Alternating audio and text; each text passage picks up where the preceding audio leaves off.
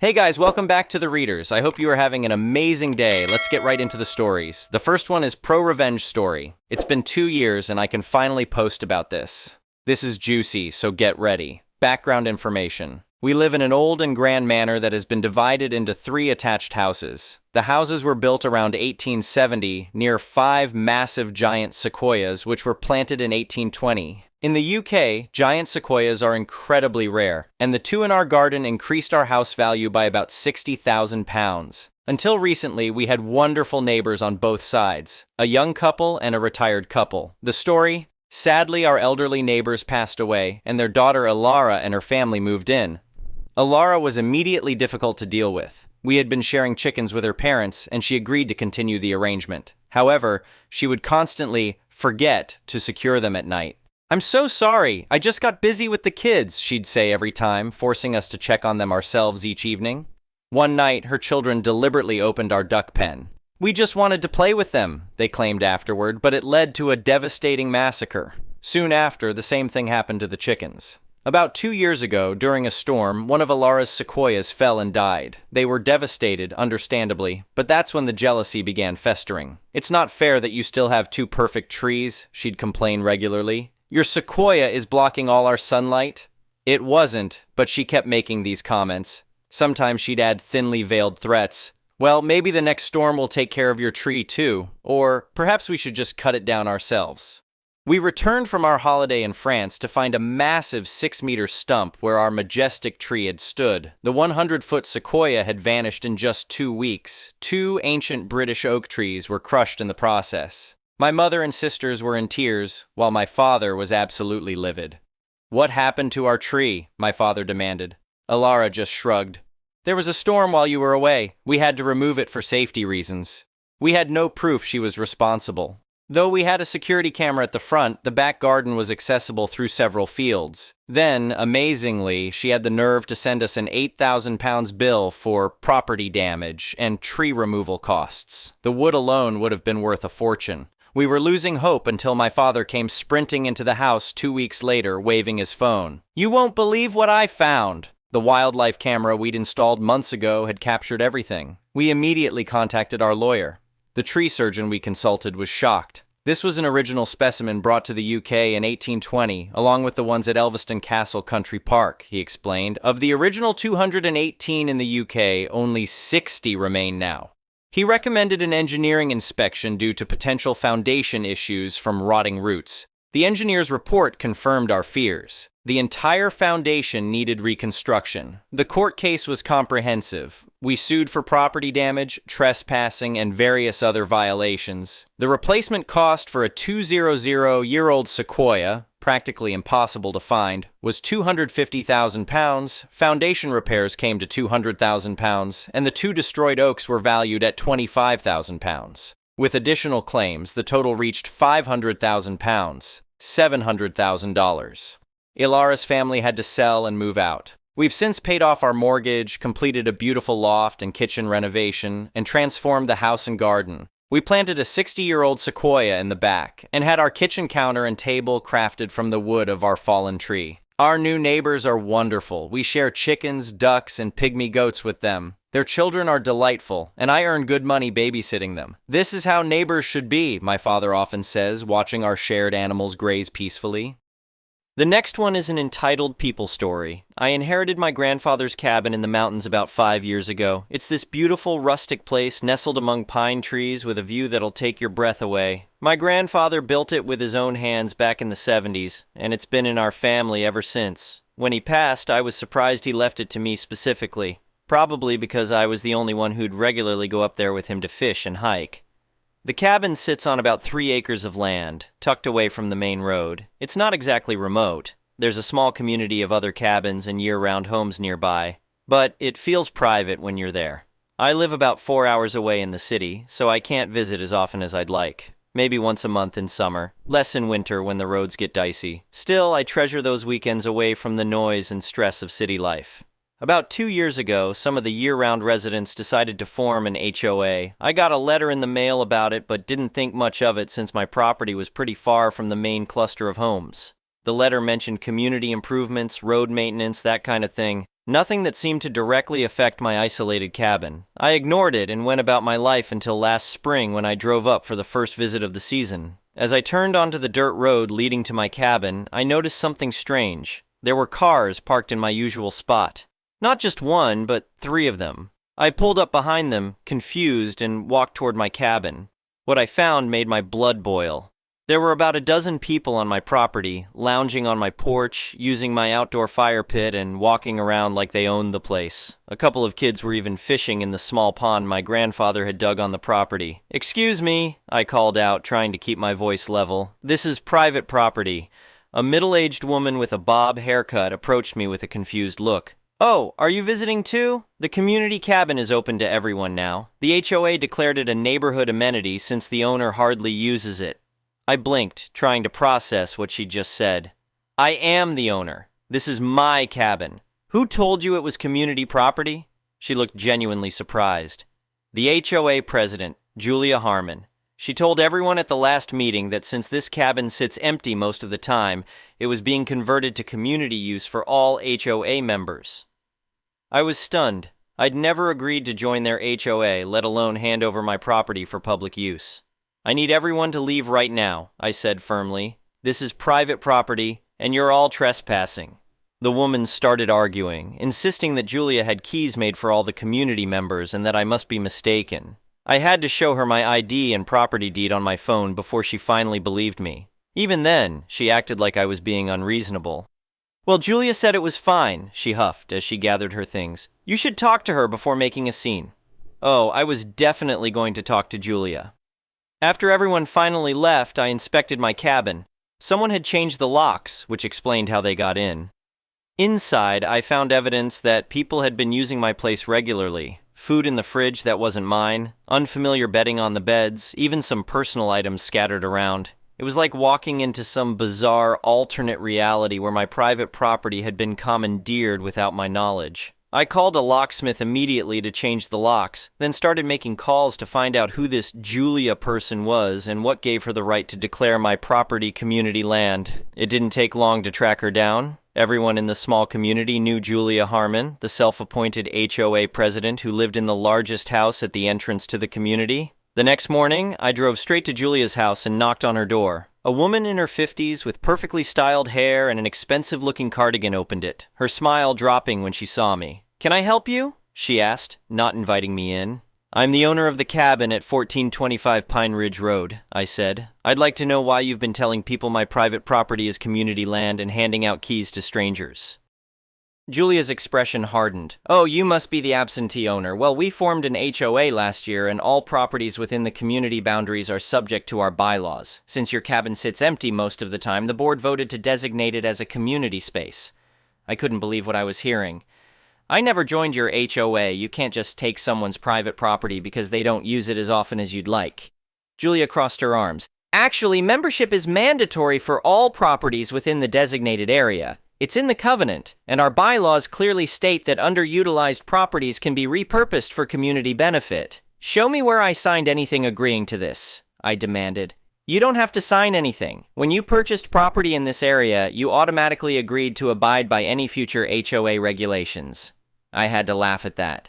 "My grandfather built this cabin in the 70s, long before your HOA existed. I inherited it from him. There's no way you can retroactively force me into an HOA I never agreed to join." Julia's smile turned condescending. "I think you'll find the law says differently. We've filed all the proper paperwork. Your property falls within our jurisdiction, and you haven't been paying your dues. In fact, you owe us $2,400 in back fees, which is another reason we appropriated the cabin for community use." I was livid, but kept my cool. "I'll be consulting my lawyer about this. In the meantime, I've changed the locks, and I'm installing security cameras today. Anyone who sets foot on my property without my permission will be reported to the police for trespassing." "We'll see about that," Julia said, shutting her door in my face. I immediately called my lawyer, a college buddy who specialized in property law. He confirmed what I already suspected. They couldn't force me into their HOA if my property predated its formation, and they certainly couldn't declare my private property community land, regardless of how often I used it.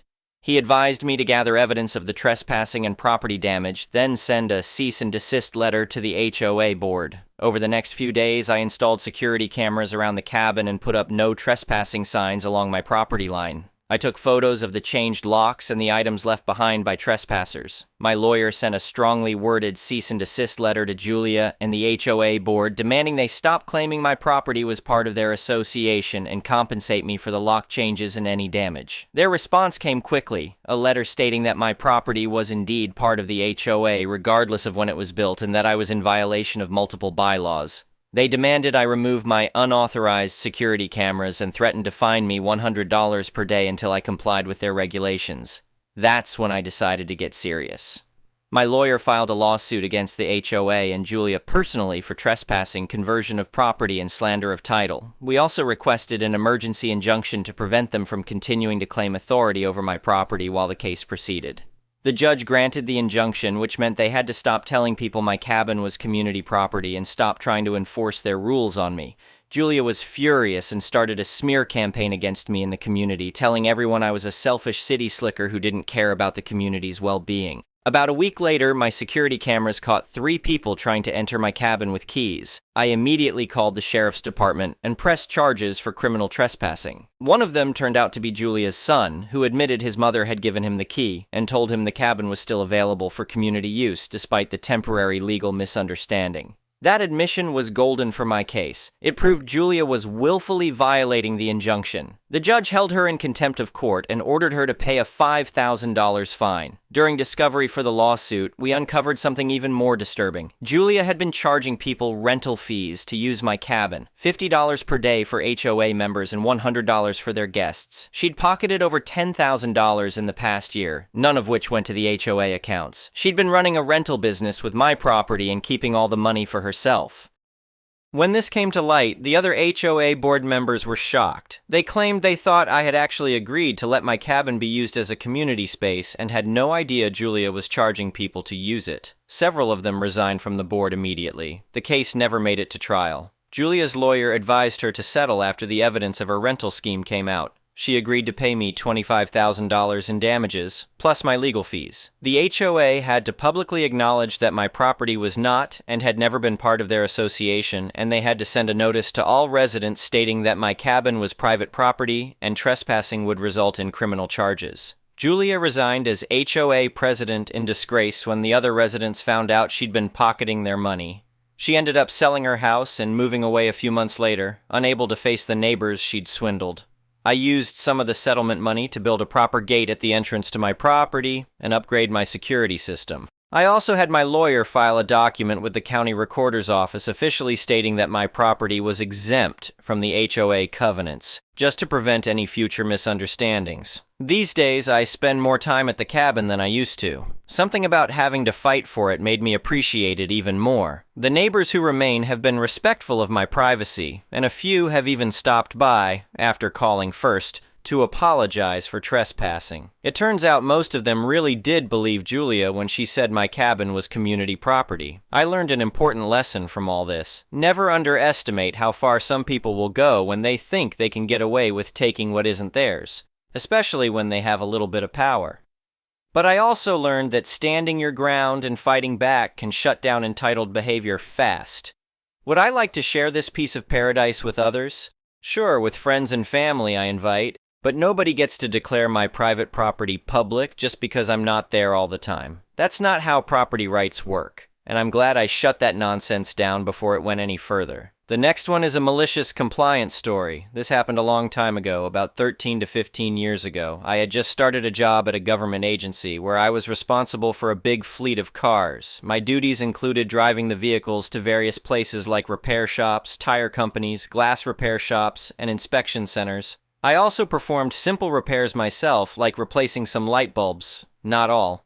In addition to all of that, I hand-washed and cleaned every car, both inside and out, refilled the windshield washer fluid, and made sure all the required items were in each car. Washing a car inside and out, checking the fluids, and making sure all the necessary equipment was present took a minimum of 45 minutes and a maximum of about an hour. About a month into the job, my boss decided I was taking too much advantage of my flexible working hours and told me that I had to stop working precisely at 4 p.m., so I decided to follow my boss's rule to the letter. As the days went on, and if it was after 3:15 p.m., I didn't think I had enough time to start washing and fixing another car, so instead, I did other small tasks like sweeping the floor or restocking the supply room. After a few weeks of this, my boss noticed that fewer cars had been cleaned and fixed in total, so he called me into a meeting to ask why. That's when I brought up his policy that I had to leave at exactly 4 p.m. and that I shouldn't be taking advantage of my flexible hours. The boss suddenly realized why I had been taking advantage of the flexible hours before. I was simply working smart.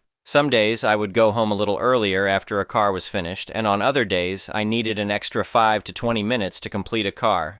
It wasn't a daily issue, but it happened often enough that the boss's new policy created a problem. So after the boss had been thinking for a moment, he said that we should go back to the way I was working before. He apologized for his poor policy and admitted that he was wrong. I ended up staying at that job for about 2 more years, and we got along well for that entire time. The next one is an entitled People Story. That title is what I heard when I answered a call from my younger brother. For quick context, my stepfather Jim had liver cancer. My mom needed diaphragm reconstruction, forgive me if that's not the proper medical term, was told she'd be laid up 4-6 weeks, but Jim wasn't in immediate danger of dying, so she should go ahead and do it. They were wrong. 2 days after she returned from hospital and could hardly move, Jim went into hospice and died that night. Mom was devastated, of course. She and Jim had a great marriage. Her first husband, my father, was abusive and cheated on her. The second was a severe alcoholic who, no lie, tried to murder her. Jim was a retired Marine Master Gunnery Sergeant who was as rough, tough, and gruff as any stereotype that title brings to mind. Mom was about as liberal as they come, while Jim was, well, the opposite of that. But they made it work, and each worshipped the ground the other walked on. She'd finally found a good one, and we all loved him. For a context of what's to come, my mom was pretty well off, whereas Jim came into the marriage with basically nothing. A week after I posted Jim's obit, I got that frantic call from my younger brother who'd been taking good care of Mom. My brother was low to mid-functioning autistic, but he really stepped up to the plate when Mom needed him. I asked who is taking stuff out of Mom's house, but only got an incoherent screaming reply, so I left work and headed over there. But first I called my older brother. On the off chance there's going to be an altercation, I have to admit I'm pretty clean-cut and wouldn't intimidate anyone unless they mistook me for an IRS auditor. My older brother, however, rides a Harley, and you'd be hard-pressed to guess if he were a member of ZZ Top or the Hells Angels, or both. You wouldn't want to meet him in a dark alley. He's scary. At Mom's, I found Jim's adult son from a previous marriage, who none of us even knew existed, loading things into a flatbed trailer hitched to a big pickup truck with the help of his own son, about 12 years old. I demanded to know just WTF did they think they were doing when his big heifer wife came out of the house, hiked up her sweatpants, and heaved her way over to us. Long story short, too late I know, they'd rented this trailer and driven all the way from Rochester, New York to Denver, Colorado, and by God, they were going to get what was rightfully theirs. Before I could get any further, both my brother and the police showed up. Good thing my brother didn't arrive before the cops because he looked ready to kill someone. Mom had sensibly called the police because she had no idea what was going on. Apparently, my younger brother had let these folks in when they identified themselves. They said their condolences to Mom, and then heifer wife proceeded to point out things throughout the house that she wanted, and her husband started loading them up. She had this weird notion that everything in a marriage is split 50-50ths, even after death, and they were just coming to take Jim's half. I'm not a lawyer, but I am pretty sure it doesn't work that way. I got most of that from their explanations to the police, who didn't stop me or my brother from taking everything back out of the trailer and truck bed. The officers forced politeness, but were obviously struggling not to roll their eyes and tell these people to get lost. "We'll be back!" shouted heifer wife as they left empty-handed. Sure enough, they showed up the next day. Mom gave them my phone number, said I was handling everything, and the cops were getting called if they tried to step 1 foot inside her home. Mom told me that Jim had a small rented storage space and they were welcome to take everything in it, so I gave them the address and met them there. Heifer wife was pretty pissed that there was nothing of value in this 5x5 rented closet. Sorting through Jim's stuff, she tossed his medals from Vietnam into the trash. Husband took some photo albums, not much else. While she's screaming what a waste of time this was, their 12-year-old son is outside looking very embarrassed. I spotted a very old Lionel train set in original box on a shelf, handed it to him and said, "I'm sure your grandfather would have wanted you to have this." It was probably the only thing of real value in there. They took off mostly empty-handed, shouting that I hadn't heard the last of this. I retrieved the military medals from the trash, Mom had them framed, and that was that. Or so I thought. A month later, Mom got some legal-ish document from a lawyer in Rochester demanding full disclosure of assets. I took it to a lawyer and he about fell out of his chair laughing. It wasn't even a court document, no lawsuit or anything, just an officious letter trying to scare Mom into some vague compliance. The lawyer advised not replying. Just ignore it. Which is exactly what we did. We never heard another peep from those idiots. But man, you gotta question how anyone can have such an inflated sense of entitlement that they think 50% of everything in their dead father's wife's house is rightfully theirs. Edit. I want to reply to everyone, but that feels like trying to inflate comments or something. I have to say, all your stories of going through similar incidences after losing a loved one are making me feel absolutely horrified. I know it happens, but it sounds like it's more common than I ever dreamed. We didn't even really lose anything, except, sadly, Jim in the end. But most of you did. Very, very sickened to hear that.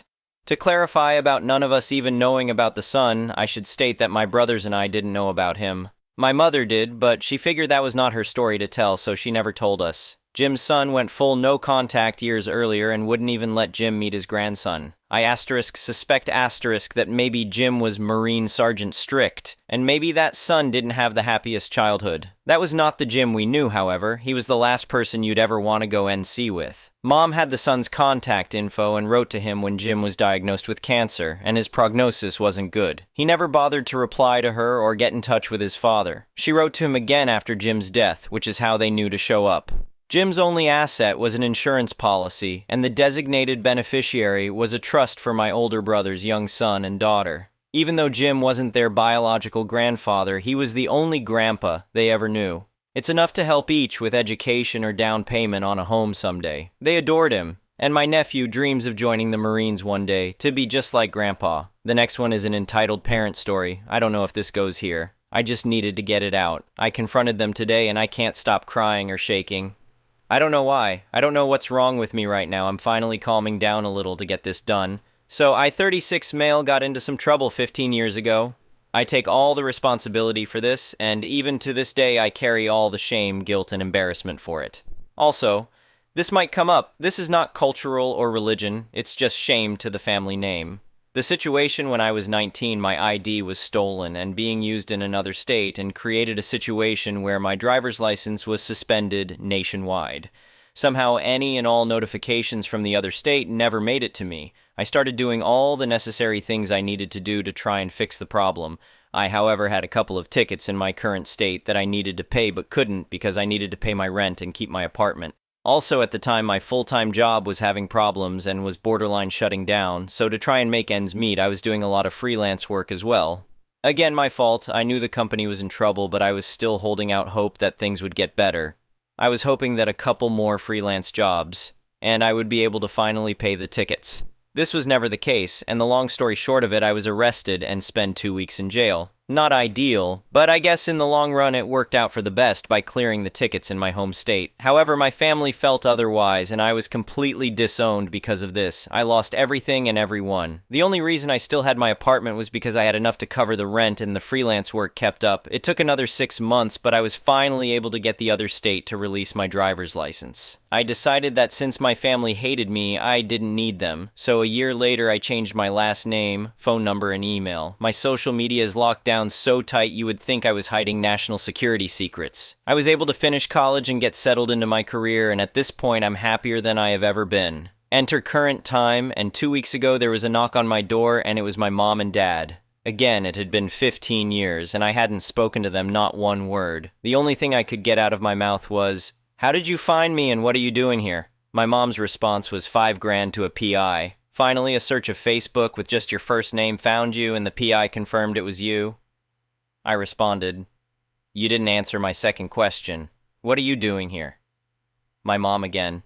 "It's been 15 years. Looking at where you are, it seems you have learned your lesson and you are succeeding. You've missed out on a lot of things." I ended with, "Yes, I have learned my lesson. One of them is don't think anyone will ever help you or be understanding. even your family. And yes, I did succeed, and I did it entirely without you. Please leave and don't ever come back."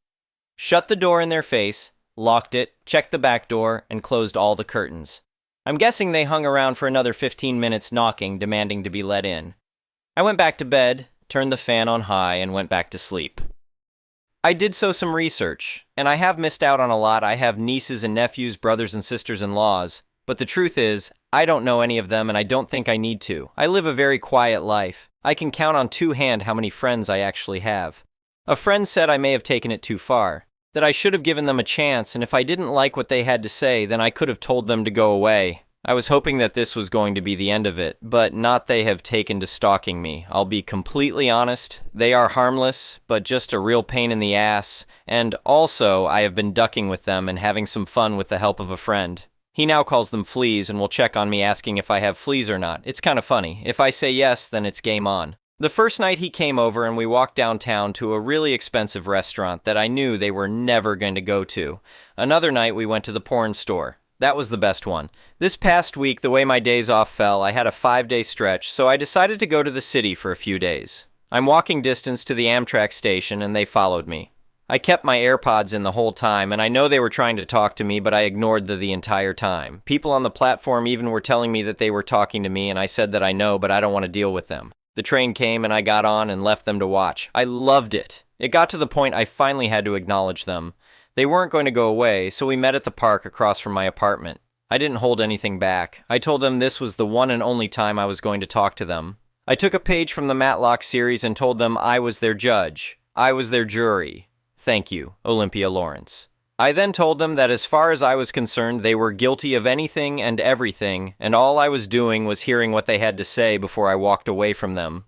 I asked them that why, now after 15 years, they are demanding to be back in my life and why they made the decisions they did to disown me. They told me that I ruined the family name and that the shame I brought to the family was horrible and that this was the only way to make it right was to get rid of me. They said that recently my name has been coming up in conversation and that the family has grown with a lot of new people. That brother and sister-in-law are asking questions about who is Brinley. That I have a niece who they think I would love and get along with, and the same for a nephew who was born last year and now should be the time to fix things. They said that looking at my apartment and the life I had, that I must have learned my lesson about being a better person and managing my life better. I finally cut them off and told them that I couldn't stand to hear anymore. I was at the point I could hear my heart beating in my ears. I told them that I did everything completely by myself. Nobody from that life exists anymore. Not one person. That they just need to tell everyone the truth that I was in jail for 2 weeks, and because of this, the decision was made to get rid of me. I told them that I did it all on my own, and that my one cousin Jean, who is only a cousin by marriage, was the one who was there for me, hence why I took her last name. I told them that to this day, I'm doing everything on my own and rely on nobody and don't need or want them in any way of my life. They made their decisions and I'm making mine. I told them this will be the last time we talk and that I would be going to see a lawyer to see if there was anything that could be done to keep them away from me, and that if they continue to follow me around or show up at my apartment, I would have them arrested for trespassing. And I went back home and again locked everything down, pulled the curtains, and have been crying since. Anyway, thank you for watching.